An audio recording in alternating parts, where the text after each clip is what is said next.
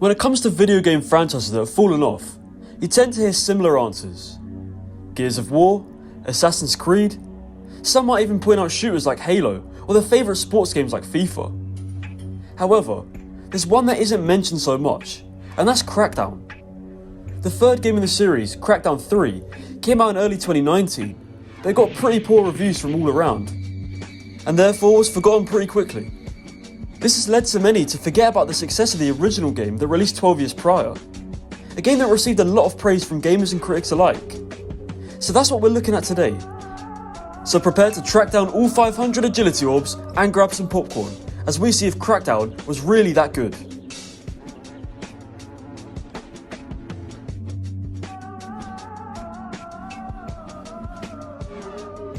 My first experience of the Crackdown series was with Crackdown 3 in 2019. So going into the first game, I didn't really know what to expect.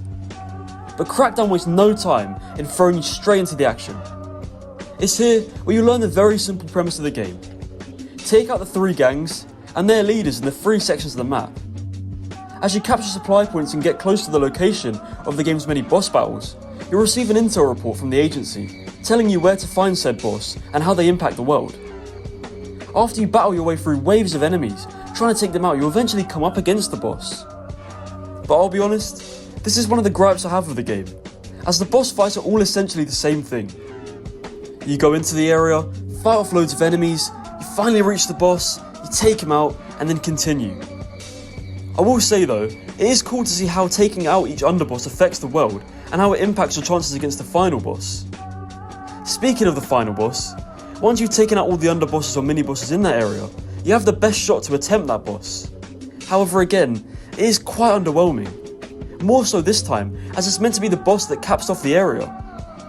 Once you know a strategy to take out a boss, it can be applied to most other bosses in the game. And that does take away from the game a little bit, as the variety in the battles begins to wane the more you go on, rather than feel like more of a spectacle.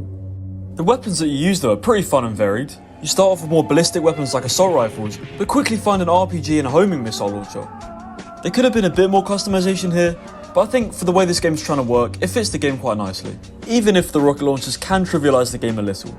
But that isn't to say the game isn't difficult, as even when I was playing on the normal difficulty, which is appropriately named tough, I still found the game to be very challenging at times, especially when you enter areas you aren't supposed to, which to me indicates good world design, and it builds that intrigue, as you really wonder what's over there, and when you can finally get to see that part of the map and what it has to offer. That's a nice segue into the world design in fact, as it truly is something that makes Crackdown stand out, and is in my opinion its greatest strength. Now it's not going to be a GTA 5, where it feels immersive in the sense of realism, but for a game that is almost 20 years old, it does a great job in making the world feel alive.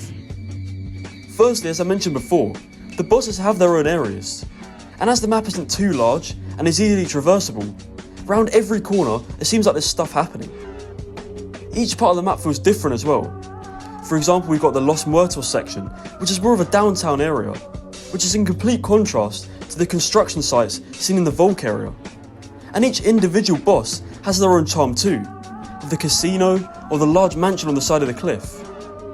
Whilst the NPCs don't have layers of dialogue or smart AI that's seen in some open world games now, the sheer number of them adds that feeling of this world being quite dynamic, and it prevents that feeling that's seen in some modern open world games where it feels empty and bland. I'm looking at you, Ubisoft. The thing that adds the fun factor to the world of Crackdown is the absurd completionist challenges in the game. They aren't very hard to spot, and they're tied to gameplay as upgrades. The agility and hidden orbs will provide a fun way to upgrade your character if you play casually, or will be an extreme hunt to collect all 500 agility and all 300 hidden orbs if you're a completionist. There's also many time trial challenges with running and parkour, which upgrade your character's skills even further, and even some vehicle time trials. It really is a sandbox of pure fun. As someone who's spent more time recently going for achievements, I really appreciate the ones this game has to offer. It reminded me of how good achievements used to be and how satisfying they were to go for. Some of them are really hard and can provide a real grind to go for, but they are tied to gameplay in such a way that when you're going for them, it feels like you're doing everything the game has to offer. Even if going for all 800 orbs would make me want to jump off the agency building. As I said though, they tie in perfectly with upgrading your character, which is another way Crackdown stays fun throughout. The gunplay isn't perfect, but for upgrading your character's agility, strength, and firearms, you slowly start to become an unstoppable super soldier. They have cool visible impacts too, like being able to run faster and jump higher, or be more effective with firearms. It's an engaging way of progression that makes a lot of sense in a game like this, and it's intrinsically tied to the way that you play the game. There is technically a story in Crackdown, but it's basically just taking out the different bosses and clearing up the city, so there really isn't enough of one to analyse here.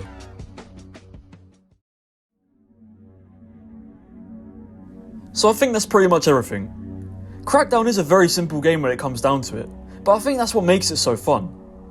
A game that came out in 2007 still holds up extremely well, and whilst at times it can be a bit rough around the edges in some areas, and I did encounter a few small glitches and annoyances that games from this time did have, but it was nothing major and it was nothing that took away from the experience. But it's a game that proves you don't need fancy graphics or a huge over-the-top open world to be a good game.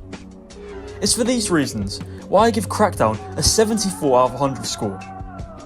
It truly was a blast going back and playing this game, which mind you, is free on the Xbox Store. This game really is the perfect sandbox for chaos, and I can see hints of how it's inspired and shaped games like Sunset Overdrive, which will be popular in future. Yes, the game could have a better story, and yes, it probably could have done a better job on the boss fights, but this was the first game in the series, so its job was mainly to create something new and to make a foundation for any future games, and I think it does a great job of doing just that. If you're looking for a really chill and mindless game to play, where you don't really have to focus on a story, but instead just the fun and challenging gameplay, then Crackdown should be a great option for you, and I can't recommend it enough. But to answer the question, is Crackdown still good 17 years later? Well, absolutely, yes it is. I hope you enjoyed this short review today. I had loads of fun playing Crackdown, and I want to know your thoughts on it down in the comments below. Give the video a like if you liked it, and subscribe for more reviews just like this.